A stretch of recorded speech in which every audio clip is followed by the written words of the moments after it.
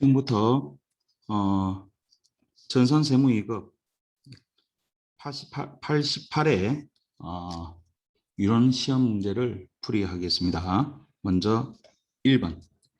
자, 다음 자료에서 설명하는 재고자산의 설명 방법은 자, 물가가 상승 시 당기순이익이 과대 개선된다. 현시가, 기말 재고자산이 현시가로 반영하고 있다. 여기 단수입니다.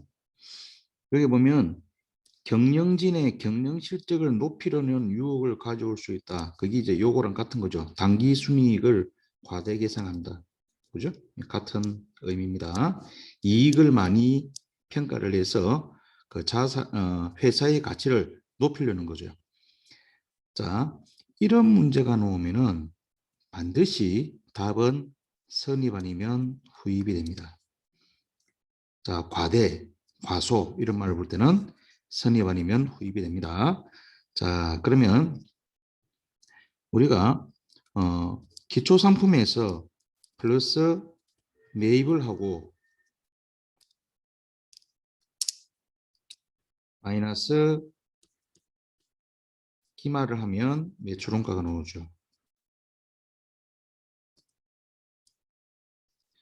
매출원가, 매출에서 매출원가를 빼면 매출총액이 나오지. 이렇게 나옵니다. 자, 그러면 여기서 기초 플러스 매입인데 갈로를 치고 기말을 자, 기말이 어떻게 평가되냐? 재고자산 평가 방법이죠. 기말입니다. 기말을 과대평가해 버리면은 매출원가가 적어지죠. 매출원가가 적어지면 이익은 커지게 돼 있다. 지금 이걸 물어보는 거죠. 이익을 과대평가하는 거니까. 그죠? 이익을 과대평가하는 거니까. 여기 물가가 상승할 때, 자, 물가가 상승을 할 때, 물가가 상승하죠. 물가가 상승할 때 선입을 쓰느냐, 후입을 쓰느냐 따라서 이 기말을 어떤 방법이 과대평가할 것인가. 다르게 얘기하면 비싼 기 재고로 남느냐. 자, 예를 들어서 여기가 1월 1일 100원에 취득했고 여기가 1월 15일 105원에 취득했고 여기가 1월 31일 110원에 취득을 했다랍니다. 자, 그럼 매출을 하게 되면 어떻게 되죠? 자, 매출을 할 때 선의선출법을 쓰면은 순서대로 나가죠. 싼 것부터 순서대로, 그죠? 순서대로. 그럼 뭐가 재고로 남아? 얘가 재고로 남죠. 선의선출법은 먼저 들어오는 게 먼저 나간다. 이게 이제 매입순법이죠. 매입순법. 매입 순서대로 나가는 거야. 그러면 나가고 남는 게 뭐야? 요거죠. 기말 재고. 이 선입의 재고가 됩니다. 110원짜리가 재고로 남다는 거죠. 근데 만약에 후입을 사용을 해버리면 뒤에 들어온 게 먼저 나간다. 뒤에 게 먼저 나가는 거야. 최근 게 먼저 나가는 거야. 최근 게. 결국은 뭐가 재고로 남는다? 후입의 재고는 얘가 됩니다. 싼 게 남네. 후입을 써버리면 물가가 상승할 때 후입을 써버리면 기말이 적게 평가되고 물가가 상승할 때 선의선출법 쓰면은 선입의 재고는 뭐 110원짜리 비싼 게 남게 돼 있다. 그죠? 그러면 얘를 설명한 거죠. 선입을 설명한 겁니다. 물가가 상승할 때 선입선출법을 사용을 하면은 비싼 게 재고로 남으니까 기말이 과대평가되고 매출원가가 작아질 것이고 이익은 과대평가가 될 것이다. 이런 뜻입니다. 답은 1번. 기말 재고도 현시가가 반영된다. 맞죠? 자, 순서대로 나가고 최근에 매입한 것이 기말 재고가 되거든. 그 현시가를 기말 재고가 반영이 된다는 거죠. 110원짜리가 되는 거죠. 현시가대로 반영된다. 이거 아니면 이겁니다. 그 다음에 2번 문제. 2번 문제는 유형자산의 취득원가에 포함해야 되는 것. 자, 여기서 보면은 매입에 관련되는 것은 다 포함입니다. 포함이죠. 취득원가 포함입니다. 그 다음에 역시 설계와 관련되고 설치에 관련되고 설치에 관련된 그 비용들, 매입, 설치, 그리고 그 설계에 관련된 맨 처음이죠. 관련된 전부 다 포함입니다. 역시 마찬가지 취득세 포함, 취득세, 부동산 같은 경우는 등록세도 있습니다. 취득세, 등록세 전부 다 유형자산 취득원가에 포함하는 거죠. 자, 재산세나 자동차세. 자, 자산을 보유한 상태에서 발생하는 것. 보유 상태에서 발생하는 세금. 얘들은 취득원가 포함이 아니고 세금과 공과로 잡아줍니다. 그래서 답은 기역, 니은, 뒤끝, 리을. 답은 2번이 됩니다.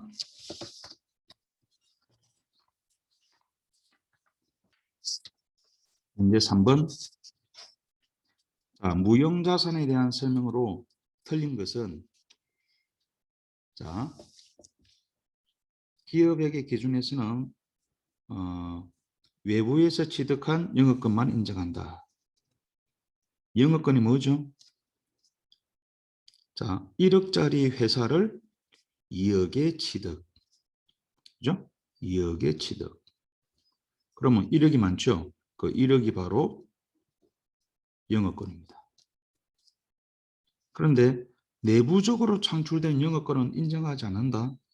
내부적으로 창출된 영업권, 예를 들어서 우리 회사와 특수관계의 기업을 말합니다. 그런 것들은 정확하게 계산되지 않았을 거야. 내부적으로 창출된 것. 그래서 영업권을 인정하지 않는다. 자, 기업을 1억짜리를 2억에 취득했는데 1억 많이 줬죠. 그게 영업권이에요. 그럼 영업권 인정해 줍니다. 그러나 외부에서 취득한 것만 인정하고 내부에서 창출된 영업권은 제대로 개선되지 않았을 거다라고 생각해서 내부에서 창출된 영업권은 인정하지 않는다. 맞는 말이죠. 맞는 말이고. 자, 무형자산은 인식 기준을 충족하지 못하면서 지출은 발생 기간의 비용으로 처리한다. 예, 여기서 무형자산의 인식 기준, 무형자산의 인식 기준이 여러 가지가 있죠. 미래 경제적 효익이 있어야 된다. 미래 경제적 효익이 있어야 된다. 이 기업이 통제가 가능해야 한다. 그 다음에 형태가 없으니까 인식이 가능해야 된다. 인식 가능 또는 식별 가능해야 된다. 여기 인식 기준입니다. 자, 여기에 충족하면은 무형자산, 그 충족하지 못하면 비용으로 처리하는 겁니다. 맞는 말입니다. 3번에 무형자산을 개별적으로 취득하는 경우에는 매입 가격에 매입 부대 비용을 가산한 금액을 취득원가로 한다. 당연하죠. 매입을 할 때 부대 비용은 다 포함이다. 맞고. 그럼 답은 4번이네. 무형자산은 상각 방법, 정액법, 그렇죠? 답은 4번이 됩니다. 그런데 유형자산은 정액법 또는 정률법 가능하죠. 자, 그 다음 4번 문제. 자, 유가증권에 대한 설명으로 틀린 것은, 자, 여기 보면은 유가증권의 미실현 보유 손익은 이 평가라는 뜻입니다. 평가. 평가를 뜻. 평가 이익, 그죠? 예, 평가이익 이런 것들을 미실현 손실, 미실현 보유 손익이라 합니다. 자, 그런데 단기매매증권 평가이익과 단기매매증권 평가 손실 얘는 영업의 비용 수익이죠. 영업의 손익, 영업의 비용, 영업의 수익, 영업의 비용, 비용 수익입니다. 매도 가능증권 평가이익, 매도 가능증권 평가 손실은 얘 둘이는 기타 포괄입니다. 기타 포괄 손익 누계액 자본이라는 겁니다. 자, 여기서 단기 매매 증권에 대한 평가이익, 평가 손실은 기타 포괄이다. 틀린 말이죠. 그죠? 기타 포괄은 뭐 매도 가능 증권. 매도 가능 증권에 대한 것은 기타 포괄인데 단기 매매 증권은 영업의 비용, 영업의 수익, 영업 외 손익에 해당됩니다. 답은 1번. 그 다음에 주식을 지분증권이라 하고 사채를 채무증권이라 합니다. 왜? 사채, 공채, 지방채, 국채는 빚이다. 그래서 채무증권이라고 그러고 주식은 지분증권, 내 몫이 있다, 투자 있기 때문에 그래서 주식이나 사채를 취득하면 단기 매매증권, 만기 보유증권, 매도 가능증권, 지분법 적용 투자 주식 자 이런 식으로 분류가 됩니다. 지분법 적용 투자 주식 얘는 주식인데 얘는 지배 통제 목적이다. 그래서 얘는 불법이다. 시험에 안 낸다. 중요한 것은 이 세 가지를 구분할 수 있어야 됩니다. 자, 주식이나 사채를 취득을 하면은 단기 매매 증권은 주식, 사채 다 가능하고요. 매도 가능 증권도 주식, 사채 다 가능합니다. 네, 만기 보유 증권 돼 있죠. 여기서 만기라고 돼 있잖아. 주식은 만기가 없습니다. 그래서 만기 보유 증권은 사채만 된다. 자, 단기 매매 증권, 여기서 만기 보유 증권은 얘는 목적이 만기까지 보유할 목적이라는 정확한 목적이 있죠. 단기 매매 증권은 단기간, 상장, 시장성이 있는 이라 버리면 단기 매매 증권이 되고요. 장기간, 비상장, 시장성이 없는 이래 버리면 매도 가능 증권이 됩니다. 그런데 시장성이 없다고 그랬지만 시장성이 있지만 장기간 보유한다. 그러면 매도 가능 증권이 됩니다. 그래서 얘는 단기간, 얘는 만기, 얘는 뭐 장기. 자, 그럼 여기에서 채무증권이 뭐죠? 사채죠. 사채. 사채를 취득하면 만기 보유증권, 단기 매매증권, 매도 가능 증권 중 하나로 분류한다. 맞는 말이죠. 사채는 다 됩니다. 근데 주식은 단기 매매증권, 매도 가능 증권밖에 안 됩니다. 만기 보유증권은 안 된다. 그 다음에 단기 매매증권은 시장성이 있는 이거든. 근데 그 시장성을 상실했다. 시장성 상실했다. 뭐 상장 폐지, 상폐 이런 말입니다. 그러면 그러면 매도 가능 증권으로 분류되어야 됩니다. 시장성이 없는 것. 시장성이 있었는데 없는 것으로 바뀌었다. 단기 매매 증권에서 매도 가능 증권으로 분류가 되어야 됩니다. 2번 맞고 3번 맞고 4번에 지분증권 주식이죠. 주식과 만기 보유증권에 분류되지 않으면 만기 보유증권이 아니면 단기 매매 증권 아니면 매도 가능 증권이다 이 말이죠. 그죠? 예. 주식도 만기 보유 증권 아니죠. 그래 주식과 만기 보유 증권에 분류되지 않는 채무 증권은 단기 매매 증권과 매도 가능 증권이죠. 만기 보유 증권 아니면 얘 둘이다. 맞는 말이죠. 그래서 4번 답은 1번이 되겠습니다. 5번 문제. 사채는 조금 어렵죠. 자, 사채를 발행할 때는 크게 세 가지 방법이 있죠. 자, 액면 발행, 할인 발행, 액면 발행을 평가 발행이라고 그러고 할증 발행.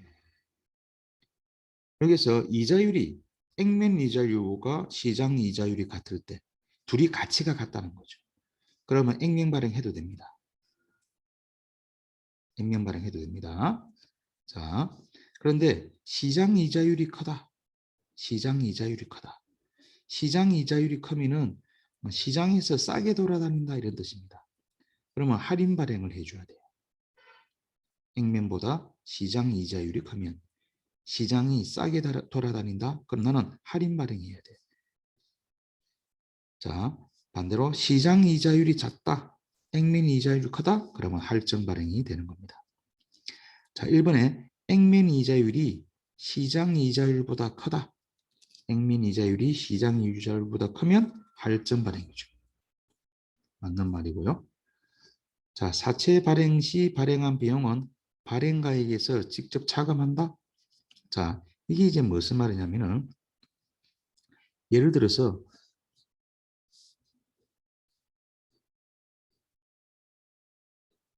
요 상태다. 요 상태에서 지금 사채가 100만 원이죠. 요 밑에 사채 할인 발행 자금 들어갑니다. 그럼 사채 할인 발행 자금은 사채의 차감 항목. 사채 할증 발행 자금은 사채의 가산 항목이다라고 합니다. 자산, 부채, 자본, 비용, 수익 아무것도 아닙니다. 그래서 사채 할증 발행 자금은 자본잉여금에 해당한다. 틀린 말입니다. 자, 그러면 계속 설명하면 요거 빼면 90만 원이 되죠.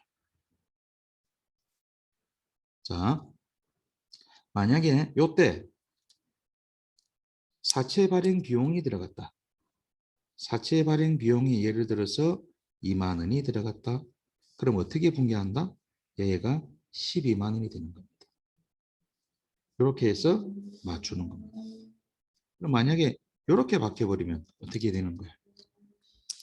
이렇게 하면은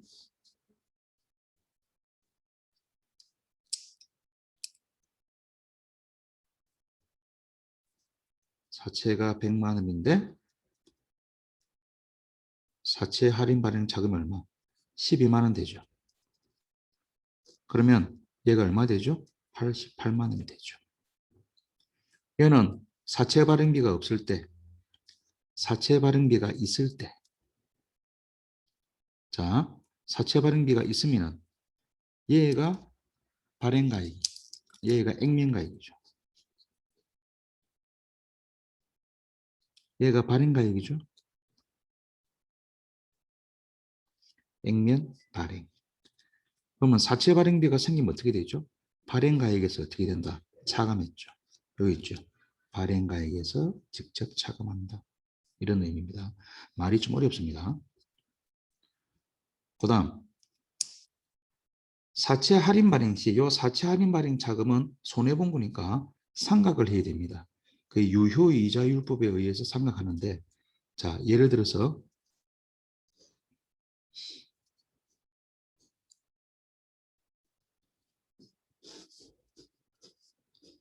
자 변화가 생긴 걸 보면 됩니다.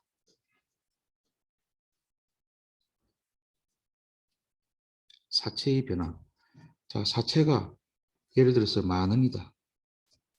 사채가 10,000원이야. 사채가 10,000원입니다. 밑에 사채 할인 발행 자금이 예? 아무거나 사채 할인 발행 자금이 예를 들어서 2,000원이다. 그러면 얘가 8,000원 되겠죠. 자, 그럼 이제 변합니다. 사채 할인 발행 자금이 이 삼각하거든. 아까 유효이자율법에 의해서 삼각하거든요. 사채 할인 발행 자금이 삼각하면 예를 들어서 1,500원 됐다. 그럼 얘가 어떻게 되죠? 8,500원 되죠. 그 다음에 사채 할인 발행 자금을 또 삼각해서 1,500원에서 1,000원 됐다. 삼각하면 점점 주니까 그럼 얘는 얼마 된다? 9,000원 되죠. 그럼 결과적으로 뭐가 이 금액이 어떻게 계속 증가가 되죠. 여기 봅니다.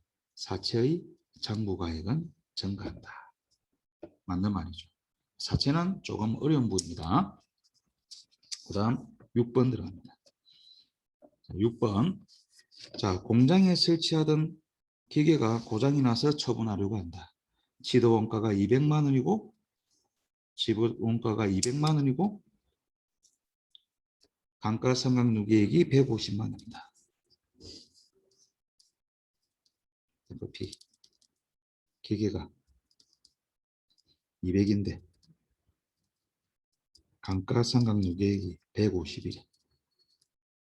그러면 장부가액은 50만 원 되겠죠. 그죠? 네, 장부가액입니다. 자, 이 기계를 처분할 경우 60만 원에 처분하면 처분하는 경우 60만 원에 처분 가능하며 그죠? 가능하며 10만 원 수리비 들면 80만 원에 처분할 수 있다. 매물원가는 얼마인가? 이런 문제 있죠. 매물원가 얼마인가? 한 개 더 있습니다. 기회원가 얼마인가? 둘 다 알아둬야 돼요. 자, 매물원가는 그냥 간단합니다. 뭐냐? 얘입니다. 얘. 얘를 처분한 다음에 처분하면 얘가 없어지는 거예요. 처분해버리면 얘가 사라집니다.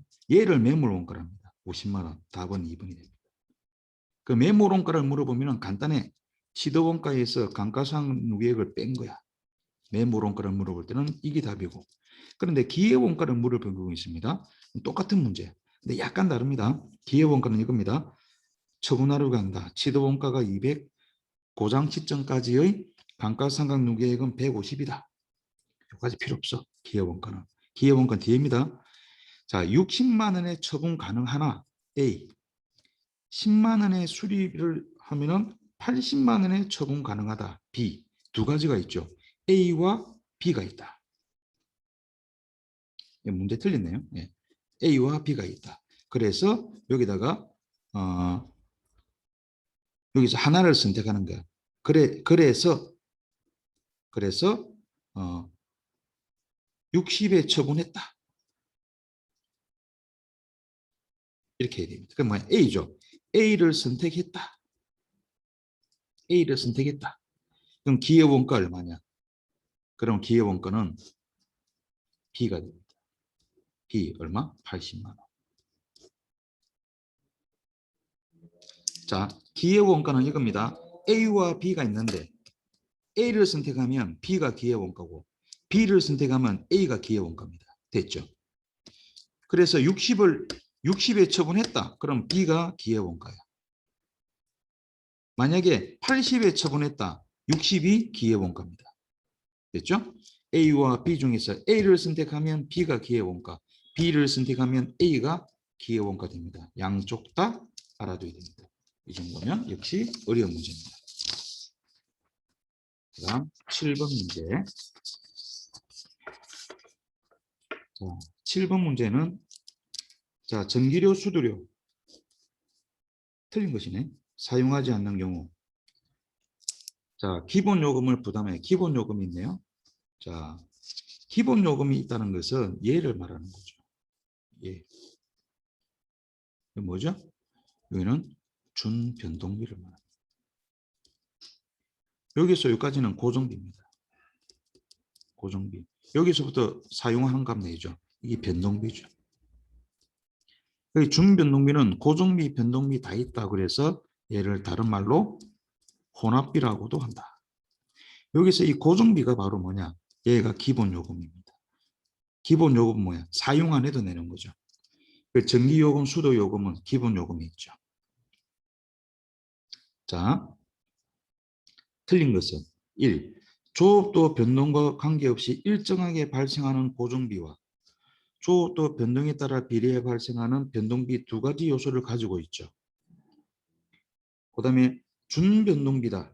맞죠? 준변동비를 쓰는 것이다. 맞고요. 혼합원가다. 혼합비다. 맞습니다. 답은 2번. 계단원가는 얘를 말합니다. 계단. 예. 이거는 준고정비를 말합니다. 일정한 구간이죠. 구간이라는 말이 나오면은 준고정비. 어떤 구간을 지나면 적극적으로 오릅니다. 어떤 구간을 거치면 바로 이런 걸 준고정비다. 답 2번. 그 다음에 배부 기준이죠. 배부 기준은 직관적으로 봐야 됩니다. 적합한 것이네. 얘는 전력은 전력 사용량.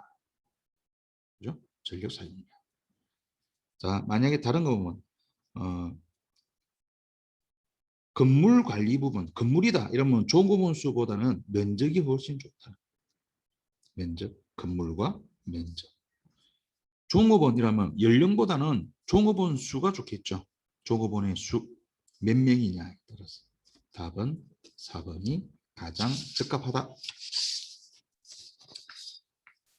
그다음 9번 문제 들어갑니다.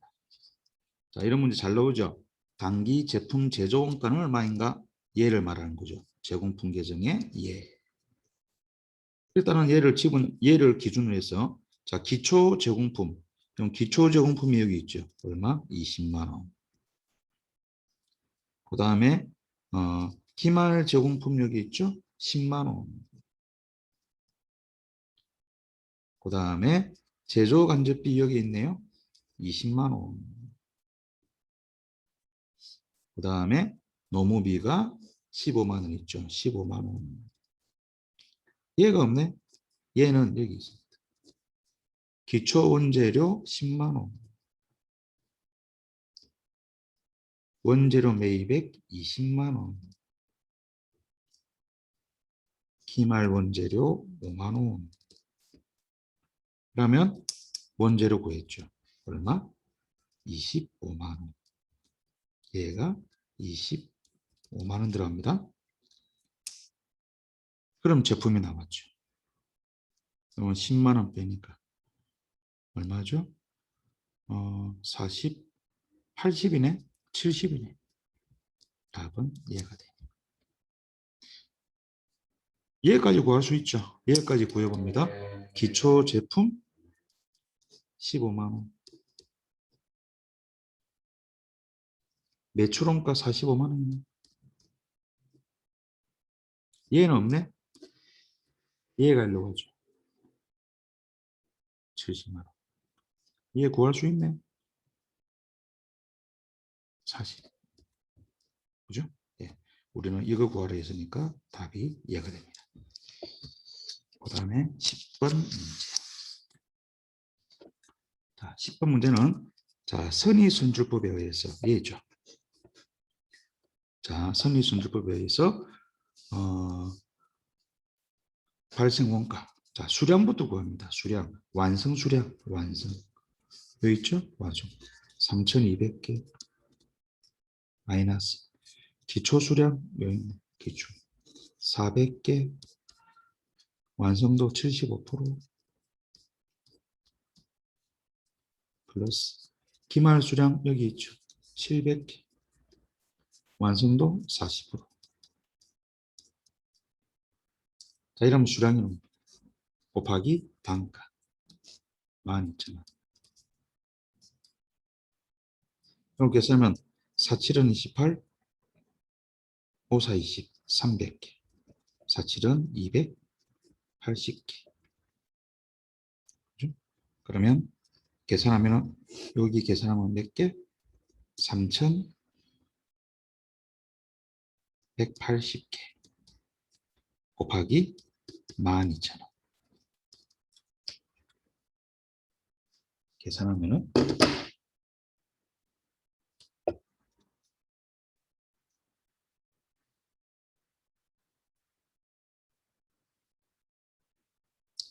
3,180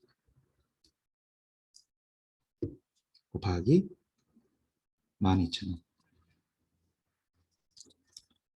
3,816만 원. 답은 얘가. 만약에 평균법이다. 평균법이다. 그럼 완성 수량 3,200 플러스 기말 수량 700개 40%죠. 그러면은 이러면 몇 개? 3,400개. 480개 곱하기 12,000원 이렇게. 그러면 평균법일 때의 금액이 나타나고 선의선출법은 이해가 됩니다. 그 다음에 11번 문제. 자, 세무 문제입니다. 자, 부과 같이 자, 재화의 공급의 특례에 해당하는 재화의 공급 매출입니다. 네. 자, 특례에 해당하지 않는 것은 자, 1번은 자기의 과세 제한을 위하여 구입한 재화를 면세 사업에 사용하는 경우 면세 전용 공급입니다. 자가 공급입니다. 면세 전용 공급입니다. 폐업할 때 잔존재와 폐업 시 잔존재와 간주 공급입니다. 간주 공급에는 4가지가 있죠. 폐업 시 잔존재와 공급에 해당됩니다. 그 다음에 거래처에 선물로 제공할 거죠. 네, 선물로 제공하면 공급입니다. 공급. 자, 그런데 답은 2번이 됩니다. 자, 1인당 연간 10만 원 이내. 여기 있죠. 1인당 연간 10만 원 이내. 그렇죠? 1인당 연간 10만 원 이내의 경조사와 관련된 재화는 간주 공급에 해당하지 않는다. 됐죠? 네. 간주 공급에 해당하지 않는다. 공급에 해당하지 않는다라고 나와 있습니다. 자, 나머지도 마찬가지. 읽어보세요. 그 다음 12번. 영세율 적용 대상이 아닌 것은 여러분 책 181페이지 참조하세요. 거기에 보면은 요 내용이 있습니다. 자, 수출 영세입니다. 수출 영세. 예. 국외에 제공하는 경우 181페이지 나와 있습니다. 근데 4번은 영세가 아니다. 얘는 10% 적용해야 됩니다. 수출 대행 수수료. 이거는 10% 수수료 받아야 됩니다. 세금 계산서 발급해야 돼요. 영세 아닙니다. 요 부분은 우리가 이렇게 좀 디테일하게 내면 사실상 힘들죠. 13번 문제. 13번. 자, 공제 대상 매입에 해당되는 것은 자, 얘가 불공이죠. 안 되는 것. 불공제입니다.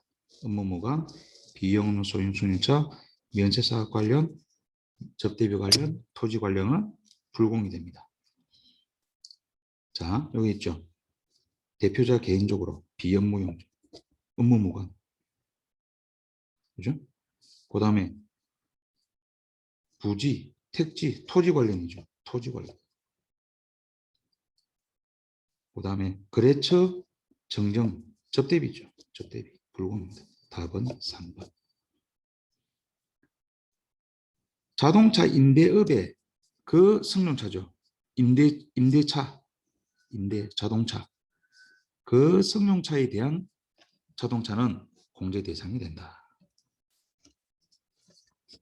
14번 문제. 자, 배당 소득의 근로소득이라는 내용. 이거는 우리 사실 좀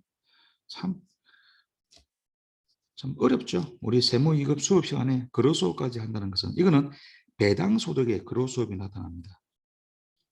뭐 내국 법인으로부터 받은 배당, 어쩌고 저쩌고 받은 배당, 법인세법에 따라 받은 배당, 처분됐다는 것을 받았다는 겁니다. 배당으로 처분된 일명 뭐 인정배당이라는데, 그런데 4번 주식 발행 초과금은 이거는 세금 안 냅니다. 법인세 과세되지 않는다. 그래서 적용 대상이 아니다. 그래서 근로소득 적용 대상이 아니다. 이런 부분은 우리가 세무 2급에서 참 할 말이 없습니다.